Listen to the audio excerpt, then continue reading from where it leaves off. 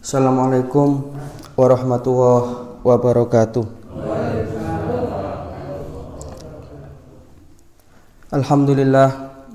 Alhamdulillahilladzi asbahna ala fitratil Islam wa ala kalimatil ikhlas wa ala dini nabiyina Muhammadin sallallahu alaihi wasallam wa ala millati abina Ibrahim hanifan muslima wa ma kana minal musyrikin. Asyhadu an la ilaha illallah wahdahu la syarikalah al-maliku haqqul mubin wa asyhadu anna Muhammadan abduhu wa rasuluh shadiqul wa'dil amin. Allahumma shalli wa sallim wa barik ala nabiyyina Muhammadin wa ala alihi wa sahbihi ajma'in. Amma ba'du, subhanaka la ilma lana illa ma 'allamtana innaka antal alimul hakim. Rabbi shrah li sadri wa yassir li amri wahlul 'uqdatam min lisani yafqahu qawli.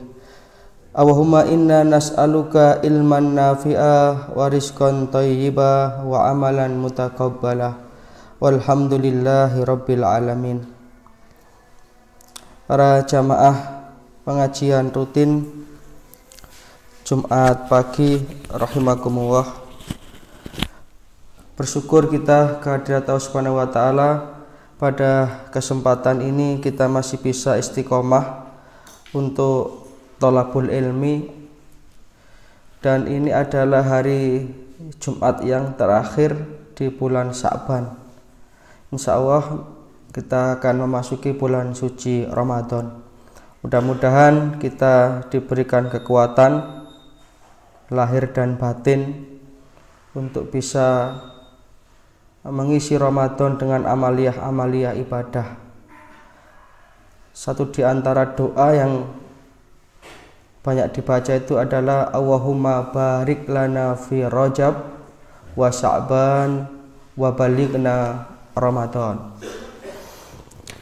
Yang isi dan inti dari doa tadi adalah kita minta keberkahan di bulan Rajab, kita minta keberkahan di bulan Sya'ban, sekaligus kita bermohon kepada Allah Ta'ala untuk diberikan kesempatan bisa bertemu dengan bulan Ramadan. Dan alhamdulillah untuk Ramadan tahun ini kita bisa kembali beraktivitas di masjid, walaupun tetap dengan memperhatikan protokol-protokol kesehatan ya. Jadi kalau Ramadan tahun yang lalu itu kan awal-awal Covid masih di lockdown semua gitu. Jadi ya sempat kurang greget lah Ramadan kita pada saat itu. Maka kita bersyukur mudah-mudahan tahun ini bisa sedikit demi sedikit normal. Yang kedua, salawat serta salam mudah-mudahan senantiasa terlimpah kepada junjungan kita baginda Rasulullah Shallallahu Alaihi Wasallam. Para jamaah sekalian, seperti yang telah kita musyawarahkan kemarin pada kajian Kamis. Ya, jadi kajian Jumat pagi kita ini insya Allah akan terus kita istiqomahkan walaupun di bulan Ramadan. Dan nanti setiap Senin dan Kamis ada kajian kultum ya, menjelang berbuka, sekaligus insya Allah kita laksanakan buka puasa bersama. Mungkin nanti bisa disampaikan ke saudara-saudara jamaah yang lain. Baik, kita lanjutkan pelajaran kita kitab Ad-Da' wad Dawa atau kitab Al-Jawabul Kafi liman sa'ala anid dawa is-safi. Kita sampai kepada alinea kedua dari muqaddimah ya. Jadi kita masih belum masuk pada materi kitab, ini masih kita baca muqaddimah kitab.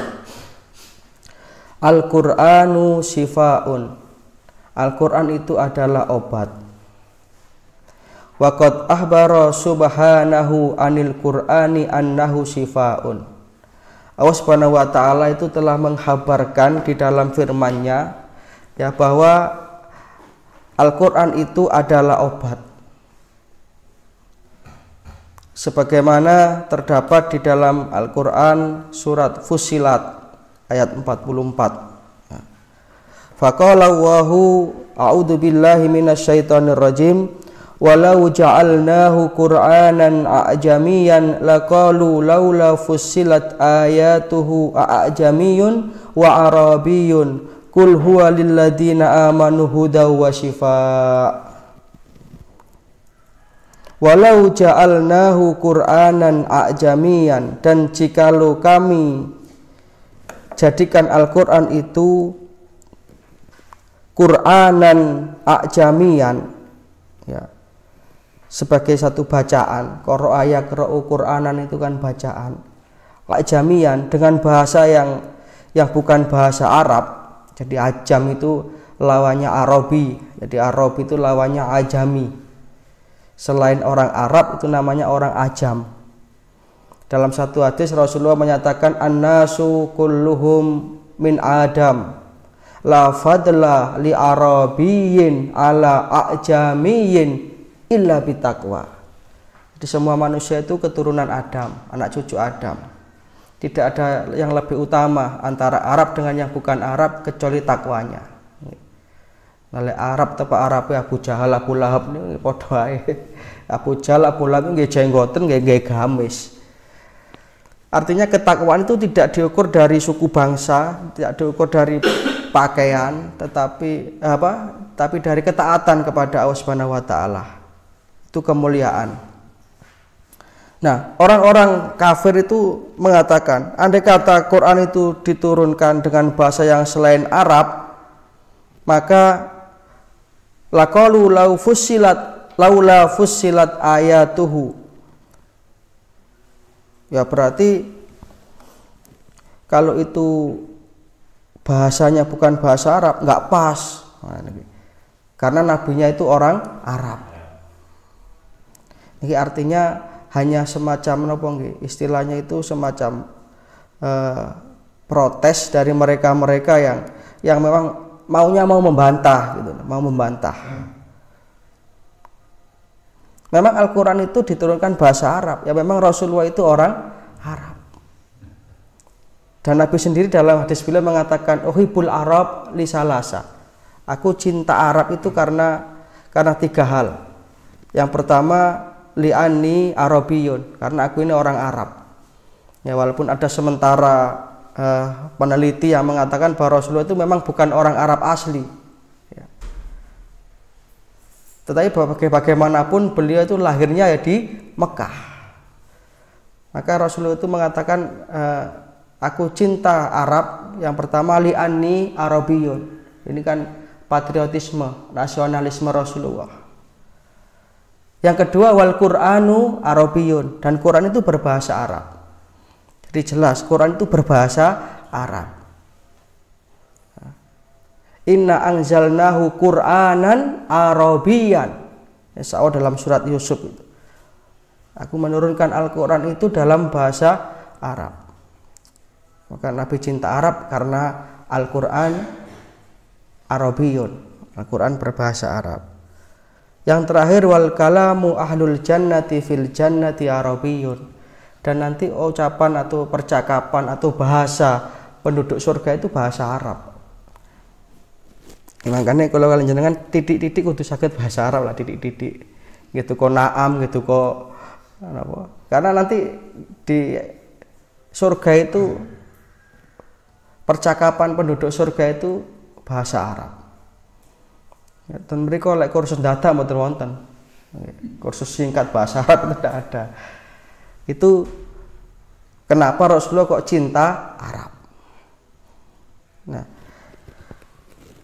selanjutnya kul huwa lil ladzina amanu huda wa shifa. Katakan wahai Muhammad. Jadi kalau ada kul itu yang disuruh adalah Rasulullah, diperintahkan oleh Allah kul. Biasanya kalau di dalam tafsir Jalalain kul itu diartikan ya Muhammad. Katakan kepada mereka, lilladzina amanu, bagi orang-orang yang beriman, bagi orang-orang yang beriman, huda wa syifaun. Al-Quran itu adalah petunjuk dan obat. Nah, ini yang menerangkan bahwa Al-Quran itu adalah obat bagi orang-orang yang beriman. Nanti bagaimana yang dimaksud obat di sini nanti kita bahas. Apakah dikatakan obat itu terus kemudian Al-Quran kita bakar, abunya kita masukkan ke dalam air kemudian kita minum, apa seperti itu nanti kita pelajari di sini ada. Tapi yang jelas Al-Quran itu syifa, obat. Di dalam ayat yang lain, insya Allah ini juga jenengan sudah banyak hafal, surat Al-Isra ayat 82. A'udzubillahi minasyaitonirrajim. Wa nunazzilu minal Qur'ani ma huwa syifaa'un wa rahmatun lil mu'minin. Dan kami turunkan Al-Quran itu menjadi obat penawar dan rahmat. Rahmat itu artinya kasih sayang Allah. Kepada siapa? Lil mu'minin. Tentunya kepada orang-orang yang beriman. Makanya Al-Quran ini harus kita jadikan sebagai sahabat kita. Rasulullah menyatakan iqra'ul Quran fa innahu ya'ti yaumal qiyamati syafi'an li ashabi. Bacalah Al-Quran, berdekat-dekatlah dengan Al-Quran, karena Al-Quran itu nanti di hari kiamat akan menjadi penolong bagi sahabat-sahabatnya di dunia. Jadi Al-Quran itu bentuk kasih sayang Allah kepada hambanya, supaya hambanya itu tidak tersesat. Lebih-lebih nanti Ramadan dikatakan sebagai syahrul Quran, bulan Al-Quran. Maka Al-Quran tidak hanya sekedar kita baca, jadi kita fahami, kemudian kita amalkan, sehingga Al-Quran ini akan bisa menjadi hudan, petunjuk hidup bagi orang yang beriman. Ibarat kita itu bepergian, Al-Quran ini adalah petanya. Orang itu kalau bepergian sudah tahu tujuannya, tahu arahnya, itu bepergian enak itu. Tapi kalau bepergian sih geraya-geraya, kate nandi terus dalane liwat dia, itu agak repot itu. Enggak, Pak Sartikan itu bilang, aku lagi nyopir dalane gak ero repot. Karena butuh konsentrasi double itu. Konsentrasi nyopir, konsentrasi golek dalan dan lain sebagainya. Maka orang yang beriman itu sesungguhnya telah diberikan Al-Quran ini oleh Allah Ta'ala, yang merupakan hudan, petunjuk hidup, wasifa, obat, rahmat dari Allah Subhanahu wa Ta'ala. Baik, kita teruskan. Wa min hunna li bayanil jinsi la litab'id. Imam Ibnu Qayyim Al-Jauzi memberikan penjelasan. Wa min, dan kata-kata min di dalam ayat wa nunazzilu minal Qur'an, ini menurut beliau ini li bayanil jinsi. Ini juga menunjukkan kedalaman beliau pengarang kitab ini di dalam masalah bahasa. Ya. Ini min di dalam ayat ini menunjukkan jenis. La litab'id, bukan menunjukkan sebagian dari. Artinya menunjukkan bahwa Al-Quran itu secara keseluruhan, bukan bagian-bagiannya saja. Kan biasanya min ini kan menunjukkan sebagian, kadang-kadang kata-kata min ini kadang-kadang menunjukkan sebagian, tapi kadang-kadang menunjukkan jenis. Lah yang dimaksud di dalam ayat ini, min ini yang jenis itu. Artinya apa? Fa inal Qur'anu kullahu syifaun. Artinya sesungguhnya semua ayat Al-Quran, semua ayat Al-Quran ini adalah obat, sebagaimana dijelaskan di dalam ayat sebelumnya. Fahuwa syifaun lil qulub. Nah, ini yang dimaksud, ini teknisnya bagaimana, yang dimaksud obat itu bagaimana sih? Jadi Al-Quran itu fahuwa shifaa'un lil qulubi min dawa'il jahli wasyakki warraib. Di Al-Quran ini adalah obat bagi hati manusia, penawar bagi hati manusia. Dari apa? Min da'il jahli, dari penyakit kebodohan. Jadi ternyata Al-Quran ini adalah sumber dari ilmu pengetahuan yang bisa menjadi obat kebodohan. Dalam salah satu wawancaranya Profesor Dr. B.J. Habibie, ya, yang insya Allah dikatakan sampai saat ini belum ada orang Indonesia yang pinternya kayak Habibie, pinter alami nih. Manusia Indonesia atau orang Indonesia pertama yang bisa membuat pesawat terbang. Itu ditanya dalam satu wawancara, Pak Habibie, apa salah satu inspirasi keilmuan Anda itu apa? Pak Habibie menjawab, Al-Quran. Al-Quran. Jadi ternyata Al-Quran ini sumber dari segala ilmu pengetahuan. Ilmu pengetahuan apapun ada dalam Al-Quran. Ilmu astronomi, ilmu fisika, ilmu kimia, itu semua ada di dalam Al-Quran. Tinggal kita itu bisa menggali atau tidak. Tapi yang jelas semua ilmu ada. Ilmu matematika itu dalam Al-Quran ada. Maka Al-Quran di sini dikatakan sebagai da'il jahli, obatnya kebodohan. Seperti yang sering saya sampaikan itu, sekitar tahun 2010 atau 2000 berapa itu kan, ilmuwan Jepang itu kan menemukan satu penelitian bahwa berdasarkan penelitian mereka, Gunung Fujiyama itu ternyata bergerak. Orang Jepang kan pinter, Mas. Secara ilmu pengetahuan kan pinter. Jadi mereka menggunakan sebuah alat penelitian yang canggih, kemudian dengan bangganya mereka menemukan satu penemuan baru yang selama ini orang tidak tahu, bahwa Gunung Fujiyama di Jepang itu bergerak. Jangan kita semerap niki napa wis semerap ketbian lek gunung niku apa mlaku ngoten. Pas aku ketbian Gunung Kawi ya ndek kono iku. Nah, ternyata penelitian yang ditemukan oleh orang Jepang sekitar tahun 2000 ke atas itu sudah dijelaskan di dalam Al-Quran 1400 tahun yang lalu. Allah berfirman, "Watarol jibalu takhshabuha jamidatan wa hiya tamurru marras sahab." Kamu melihat gunung itu seperti diam. Itu firman Allah begitu. Wahia tamurru, padahal sesungguhnya dia itu marro yamuru, berjalan. Marros sahab, seperti berjalannya awan. Nanti nomboten maca ayat niki. Niki wong Jepang dengan penelitian yang biayanya mahal baru menemukan seperti itu. Tapi Quran sudah menginformasikan ini 1400 tahun yang lalu. Kita sebenarnya tidak kalah secara ilmu pengetahuan, Pak. Cuman kita saja yang belum mampu. Maka bagus sekali kalau pengkajian tafsir itu ada tafsir ahli agama, ada ahli ilmu pengetahuan, ada ahli kedokteran, ada ahli pertanian. Ini nanti akan tergali ayat-ayat Al-Quran ini, sehingga akan memunculkan satu pemahaman yang luar biasa. Ini yang dimaksud da'il jahli, obat dari kebodohan. Ilmu akuntansi dalam Al-Quran itu juga ada, pencatatan itu. Dalam surat Al-Baqarah ayat-ayat terakhir itu, insyaallah nanti dengan buka itu ada itu. Ya ayyuhalladzina amanu idza tadayantum bidainin ila ajalin musamma.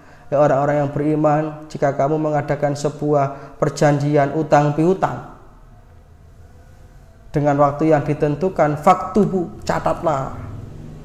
Cok gelambiaran lali. Terus sing diutangi lali, sing utang lali. Ya, potensi seperti itu ada. Tapi coba kalau faktubu, ada pencatatan. Ada pencatatan. Ini ada dalam Al-Quran. Ilmu biologi, inna arsalna riyahala waqi'. Sungguhnya aku menurunkan angin untuk perkawinan. Ini kan proses perkawinan antara benang sari dengan putik dalam pertumbuhan apa itu? Ya, bunga-bunga itu. Ada semua dalam Quran itu, Pak. Makanya dikatakan da'il jahli, Tidak berlebihan kalau Al-Quran itu sumber dari segala ilmu pengetahuan. Sudah ilmu apa? Ada dalam Quran. Ilmu kedokteran ada. Ilmu kimia wa anzalal hadida fihi ba'sun syadid. Aku jadikan besi itu lunak. Ini kan kalau apa? Kalau besi itu dilas dengan api kan bisa meleleh itu. Ini juga dalam Al-Quran ada itu. Ini zamannya Nabi Daud itu. Ini ilmu kimia, biologi ada, fisika ada, sudah. Maka Al-Quran merupakan obat kebodohan. Jadi, maka ngaji Quran itu tidak perlu kita cepet-cepetan khatam, tidak perlu. Makanya dalam puji-pujian kan mau jawab Quran, angen-angen sak maknane. Jangan golek ten langgar pundi-pundi man nggih ngoten niku padha. Ndak ada yang maca Quran akeh-akehan hatamane, ndak ada. Tetapi qiraatul Quran bitadaburil makna, membaca Al-Quran dengan tadabbur maknanya. Maka darusan itu dari kata-kata tadarosa ya tadarasun. Deres itu ya ngaji plus memahami. Di situ nanti Al-Quran akan menjadi obat kebodohan. Ya. Wasyaki warraib, termasuk obat dari keraguan-raguan dan kebimbangan. Kita tidak usah ragu-ragu. Al-Quran akan memberikan penjelasan bagaimana hari akhir.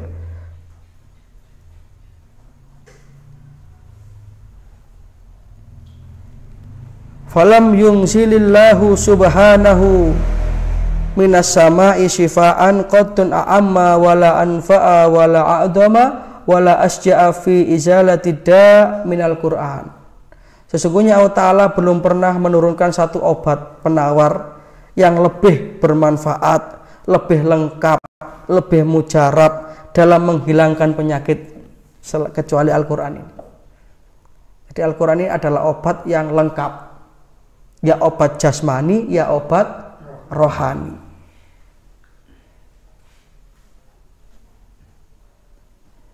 Waqad sabata fi sahihaini, seperti yang diriwayatkan di dalam riwayat yang sahih dari Bukhari Muslim. Hadis Abi Sa'id, hadis dari Abi Sa'id. Beliau bercerita. Jadi ini kayak kemarin ini, hadis yang merupakan cerita ini. Intalaqa nafarun min ashabin Nabi sallallahu alaihi wasallam fi safaruha. Sebagian sahabat Rasulullah itu mengadakan satu perjalanan, ya. Mengadakan satu perjalanan hatta nazalu ala hayyin min ahya'il Arab fastadafuhum. Ketika mereka sampai di satu perkampungan di Arab sana, ya, mereka kemudian beristirahat sambil meminta, ya istilahnya kok cara mriki njaluk ngombe lah kepada penduduk kampung itu, minta apa? Minta minum, minta dijamu. Tetapi fa'abau ayyudayyafahum, penduduk kampung itu golongane wong medhit-medhit iki, Pak. Enggak mau memberi. Nah, kini kira-kira bagian bagian Arab Badui, ya, Arab Badui itu yang ndak punya peradaban yang tinggi, ya akhlaknya juga kurang. Jadi ada orang yang ndak kenal ya acuh saja.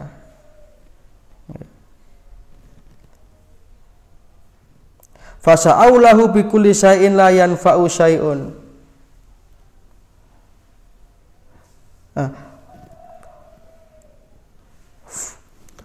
Faludigha sayyidu dalika hayyin. Nah kok dilala kemudian faludigha sayyidu dalika hayyin. Kemudian tidak lama itu kepala sukunya, ya, dari pimpinan dari kampung tadi itu Pak RT ini lah niku lah kok disengat kalajengking, ya, disengat kalajengking. Fasa'aulahu bikulli syai'in la yanfa'uhu syai'un. Maka orang-orang sudah berusaha untuk nambani, ternyata ndak bisa, ndak sembuh-sembuh, sampai sikile ini ngapuh, nggak bisa jalan. Nah, ini kualat nih, akibatnya wong medit langsung kualat. Ya, ternyata napa nggih kadang-kadang kalau sedekah setetes air pun pada orang berjalan dalam perjalanan ini luar biasa loh, Pak.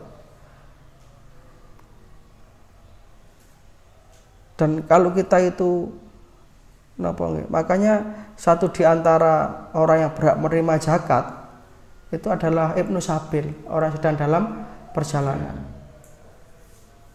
Lebih-lebih orang yang dalam perjalanan untuk menuntut ilmu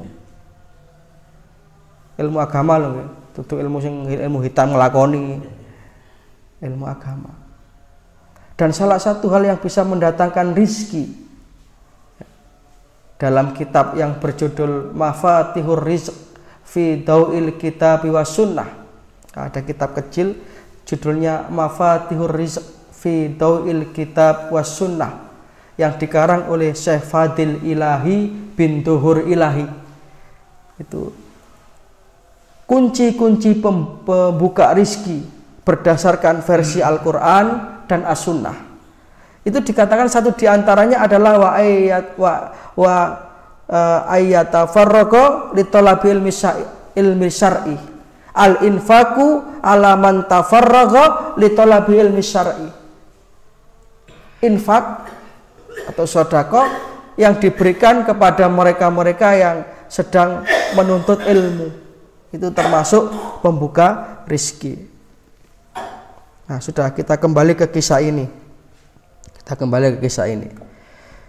Nah, begitu kepala sukunya sakit pun diobati mboten sakit sing jodoh, akhirnya kelingan nang ngene rombongan iku wau. Lho malah ana rombongan teko embu teko ndi ku Mang. Nah, coba sih jaluk tolong. Nah, fa'atauhum, maka datanglah perwakilannya itu, ya, perwakilan yang apa, penduduk tadi itu menemui rombongan itu. Kami telah melakukan segala upaya untuk menyembuhkan pemimpin kami, namun belum berhasil. Apakah di antara kalian ada yang bisa menyembuhkan? Nah, ya ayyuhar rohtu inna sayyidana ludhiqa, wahai para rombongan para musafir, sesungguhnya pemimpin kami itu disengat kalajengking.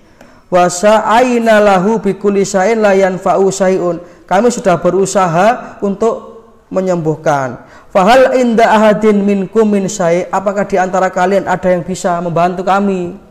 Faqala ba'duhum wallahi inilah urtiya, demi Allah saya tidak akan membantu wong kon medit-medit ngoten kasarane ngoten.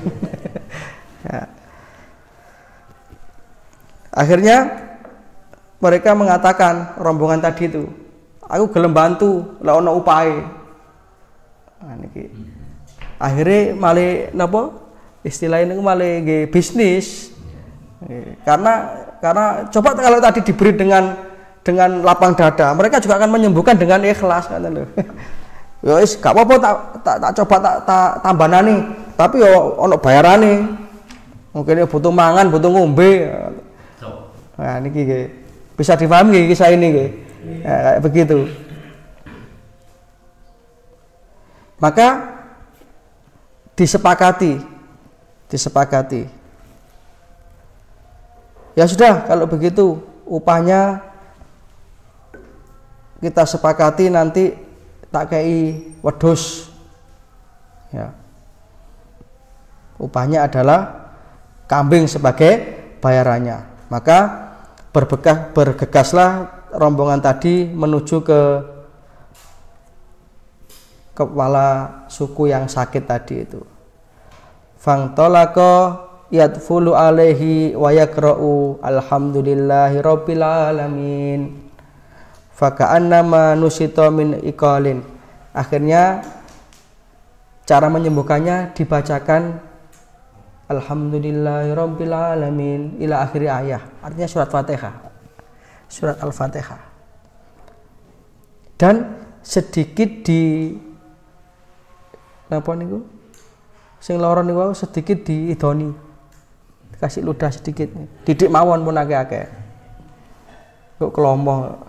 Ini begini caranya.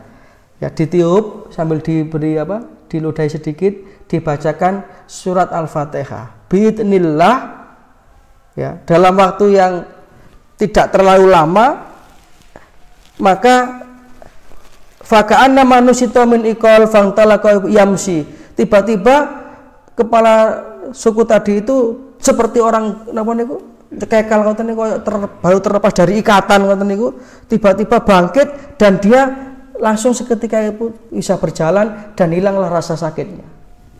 Nah niki kemandiannya surat Fatihah nih. Tapi nanti ya nopo kadang-kadang gak mandi, nah niku ana sebabe malih ten kitab niki. Kok maksud diwacana Fatihah ping pira gak mandi wonten sebabe juga itu. Jadi ini berarti berkemauan atau berkesesuaian antara keikhlasan orang yang membaca dengan izin Allah. Maka dalam waktu yang relatif singkat sembuh. Nah, akhirnya penduduk pun menepati janjinya memberikan mereka upah. Nah, ini belum sampai pada ketetapan hukum ya, boleh atau tidaknya, karena ini nanti ketetapan hukum akan bisa kita putuskan setelah ini ada komentar dari Rasulullah Shallallahu Alaihi Wasallam. Oleh para nyumbek Fatihah. Nah ini kita lihat bagaimana reaksi Nabi ketika diceritani kisah ini. Nah, kayak kemarin itu kan reaksi Nabi ketika diceritani sing napa niku, sing wingi niku Pak, Jumat wingi niku. Ketiban watu niku lho. Nah, Nabi kan marah itu. Nah, ini sekarang kita lihat reaksi Rasulullah terhadap kisah ini bagaimana.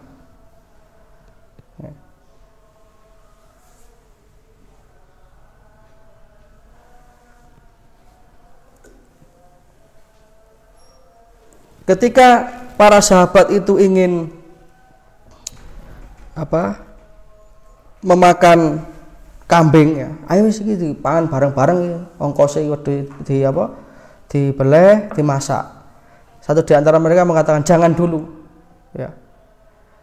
Kita jangan dulu memakan ini sebelum kita sampai kepada Rasulullah Shallallahu Alaihi Wasallam. Nah, ini la naf'alu hatta na'tiyan nabiyya Shallallahu Alaihi Wasallam. Jangan diapa-apakan dulu kambing itu sebelum kita datang kepada Rasulullah Shallallahu Alaihi Wasallam. Sahabat itu selalu menunggu hukumnya Rasulullah. Dan enaknya hidup bersama Rasulullah kan begitu, Pak. Permasalahan apapun selesai karena ada yang menuntaskan. Jadi Rasulullah bilang A ya A. Fanadkuru lahu alladzi kana fananduru ma ya'muruna faqadimu ala Rasulillahi sallallahu alaihi wasallam. Setelah itu para sahabat mendatangi Rasulullah sallallahu alaihi wasallam. Fadzakaru lahu dzalika faqala wa ma yudrika annaha ruqyah.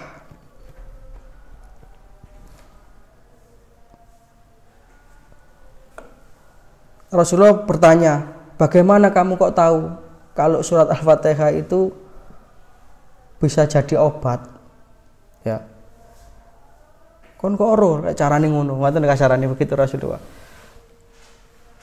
Apa komentar Rasulullah terhadap perilaku sahabat tadi? Qad asabtum. Kamu melakukan sesuatu yang benar, boleh. Nah, jadi mbok menawa jenengan pas sakit napa weteng napa-napa bacakan Fatihah. Fatihah ini bisa jadi obat. Qad asabtum kata Rasulullah. Iktasimu wadribu li ma'akum sahman. Wis lek ngono saiki ayo wedhuse iki dipangan bareng-bareng. Berarti juga boleh menerima ongkos dari ruqyah. Lebih-lebih kepada yang medit tadi itu.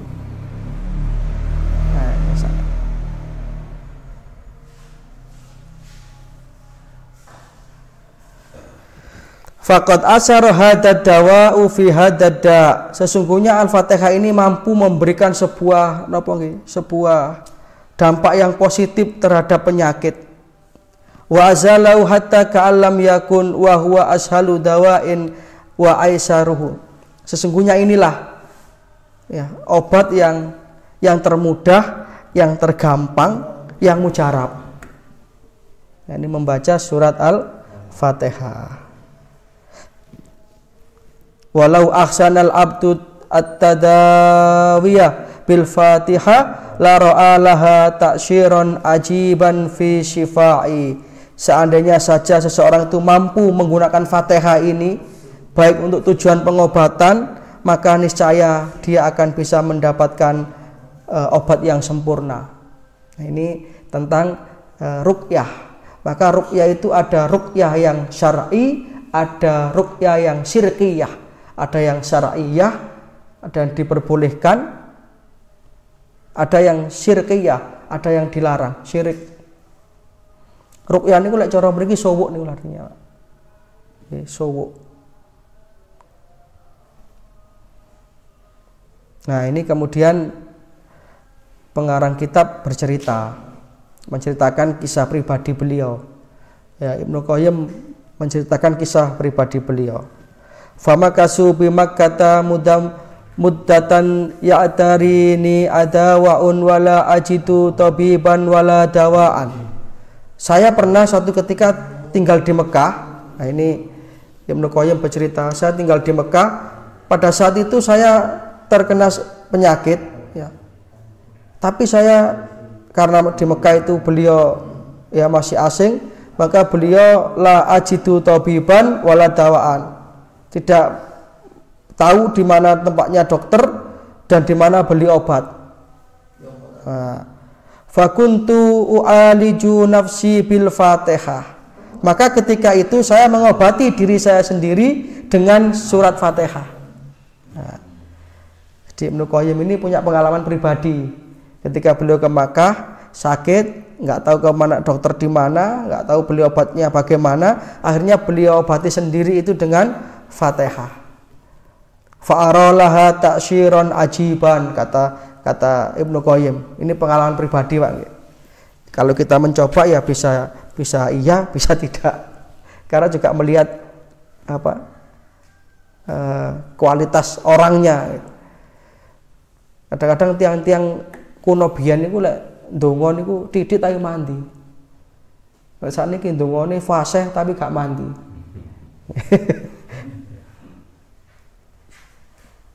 Lek wong biyen ndongane Allahumma waras sebul ngoten tok insyaallah.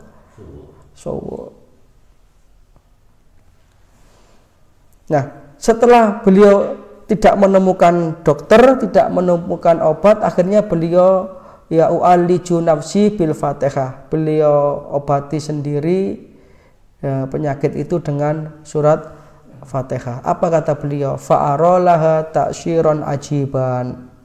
Nah, saya kok merasakan sebuah efek yang menakjubkan. Tapi ini juga harus ada keyakinan loh, Pak. Keyakinan itu separuh dari obat.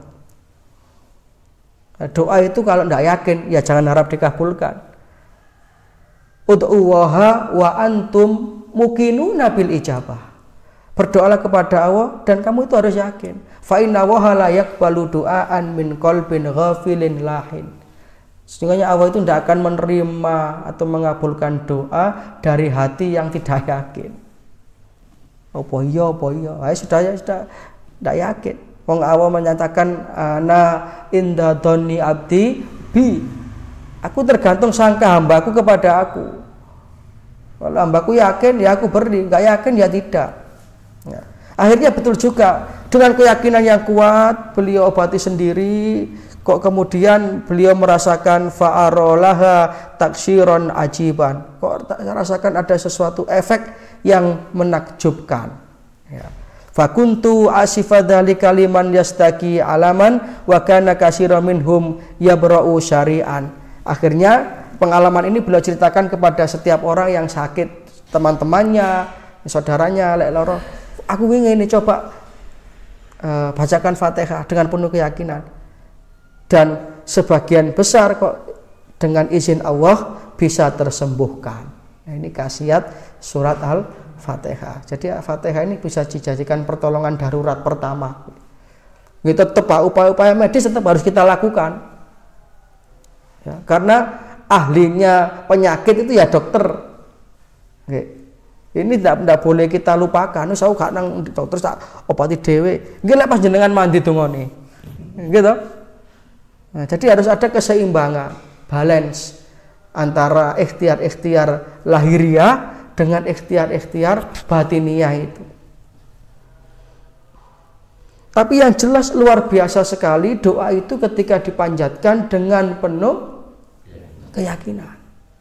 Dan sedapat mungkin diri kita ini harus menghilangkan hijab-hijab atau penghalang-penghalang yang bisa menyebabkan tidak terangkatnya doa itu kepada Allah. Nah, nanti ini juga ada dinukil satu hadis yang panjang. Ini pernah kita baca di masjid ketika kita membahas kitab hadis arba'in. Ada orang itu yang yutilu safara as'asa akbaro ya muddu yadaihi ila samai ya rabbi ya rabbi. Ada orang itu yang kelambine rawek napa niku lungset-lungset, rambutnya pun apa gimbal lah. Memang seperti dia itu orang yang baru saja melakukan perjalanan jauh. Nah, padahal orang yang safar, orang yang melakukan perjalanan jauh, ini adalah saat-saat di mana dia itu doanya diterima. Satu di antara momentum atau waktu, saat yang mempercepat diterimanya doa, selain misalnya bainal adzan wal iqamah, antara adzan dan iqamat, sepertiga malam terakhir, termasuk juga indah safar, ketika bepergian. Nah, seharusnya doa orang ini mandi gitu loh, Pak.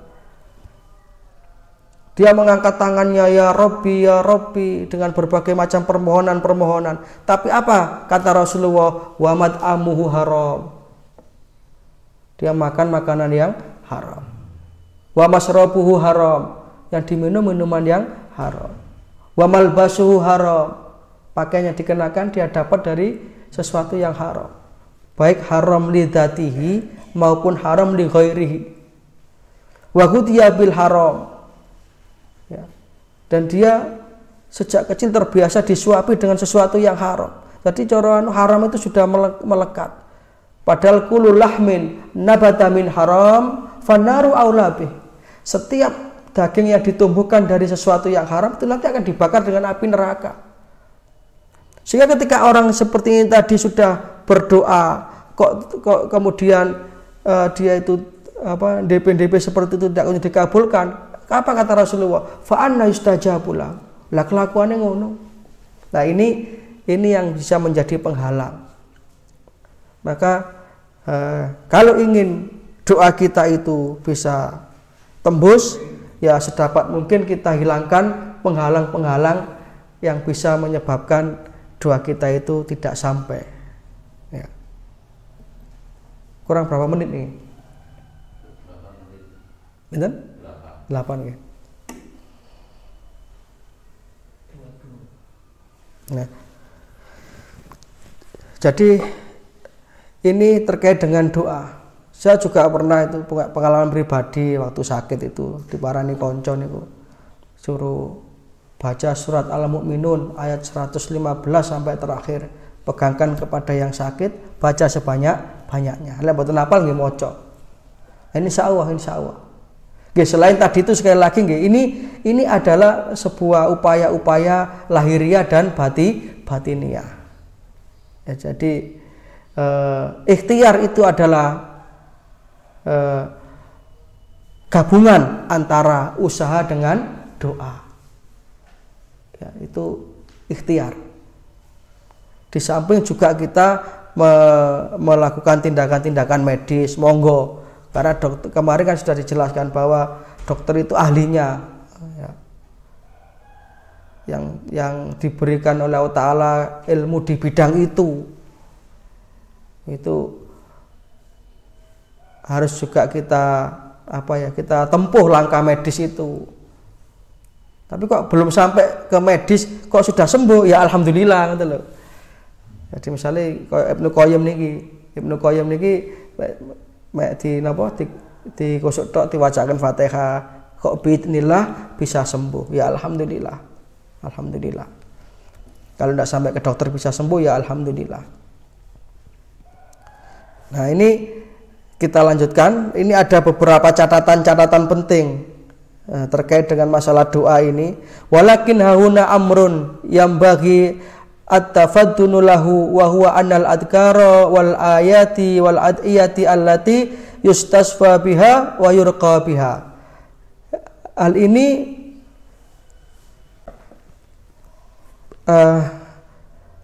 di sini ada catatan. Hal ini bisa kita lakukan. Jadi ya, doa-doa tadi, doa-doa, zikir-zikir ataupun obat yang kita gunakan untuk penyembuhan tadi, walaupun pada hakikatnya bisa menyembuhkan dan bermanfaat, tapi tetap saja mempunyai ketergantungan terhadap apa? Keadaan tubuh penderita dan kuatnya pengaruh yang mengobati. Nah niki wae lho, mandine donga niku wae tetap bergantung ngoten lho. Ya senaosa Fatihah itu luar biasa, tapi sing maca niku luar biasa napa mboten. Nah niki ada ketergantungan di situ. Kalau sudah klop ya insya Allah akan sembuh biidznillah dengan izin Allah. Ya. Termasuk juga yang disembuhkan. Jadi yang disembuhkan juga harus punya keyakinan. Nanti dokternya sing nambani kayak obat tapi pasiennya wis gak duwe harapan, gak duwe keyakinannya tidak bisa. Jadi ini harus seimbang juga ya.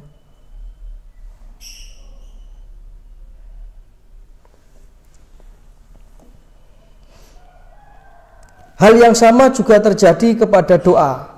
Sesungguhnya doa itu termasuk sebab yang paling kuat untuk mendapatkan keinginan dan mencegah terjadinya hal-hal yang tidak dikehendaki. Nah, ini doa ini luar biasanya itu, Pak. Jadi doa itu merupakan hal yang paling kuat untuk memenuhi keinginan dan hajat kita. Maka kalau kita menginginkan sesuatu, berdoa, Pak. Berdoa. Ingin apa saja berdoa, minta kepada Allah. Ya, doa itu tentu yang terbaik adalah doa-doa yang tersebut dalam Al-Qur'an.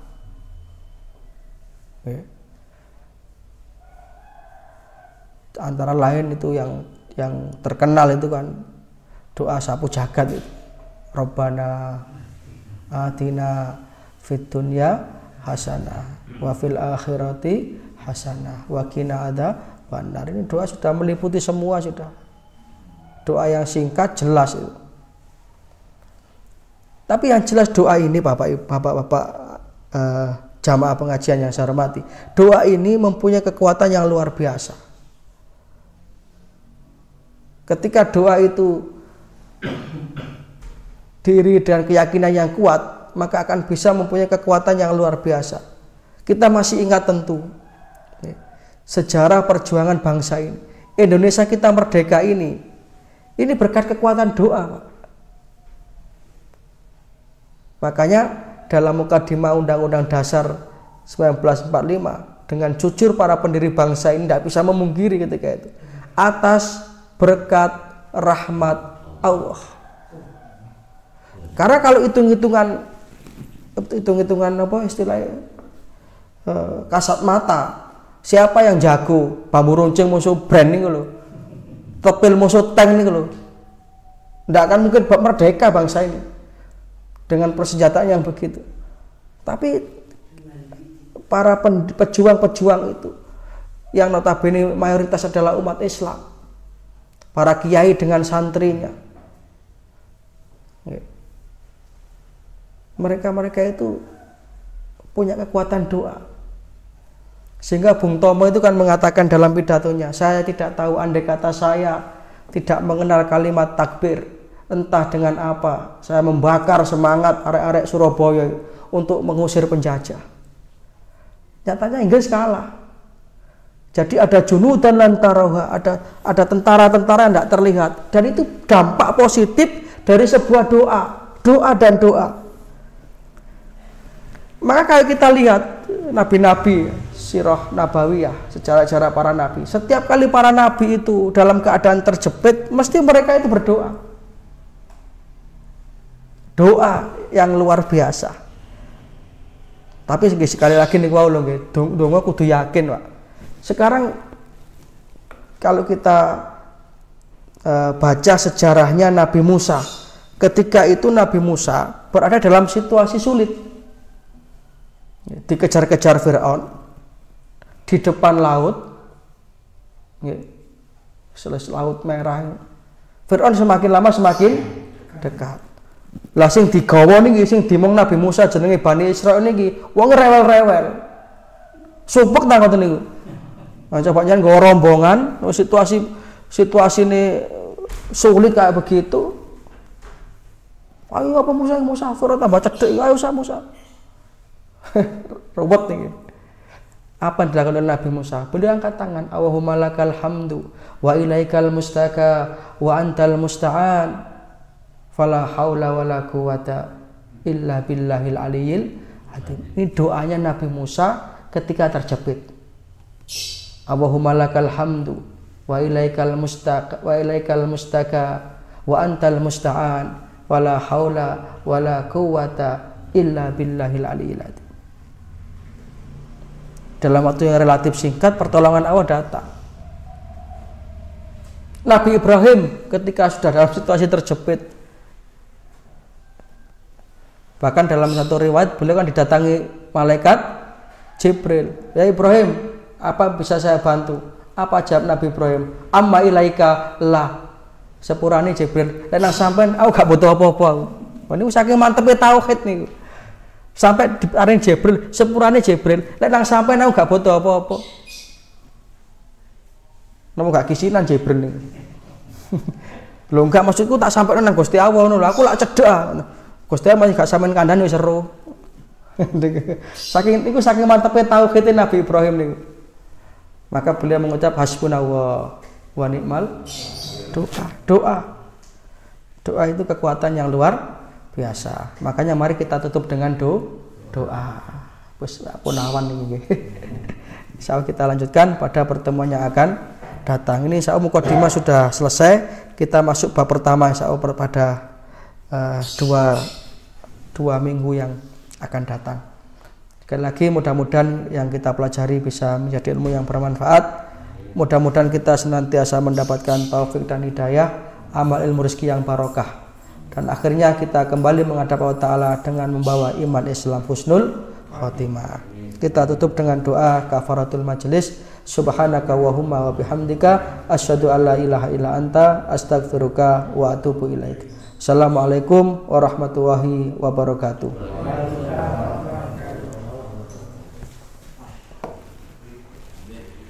Inna Allah wa malaikatahu yusalluna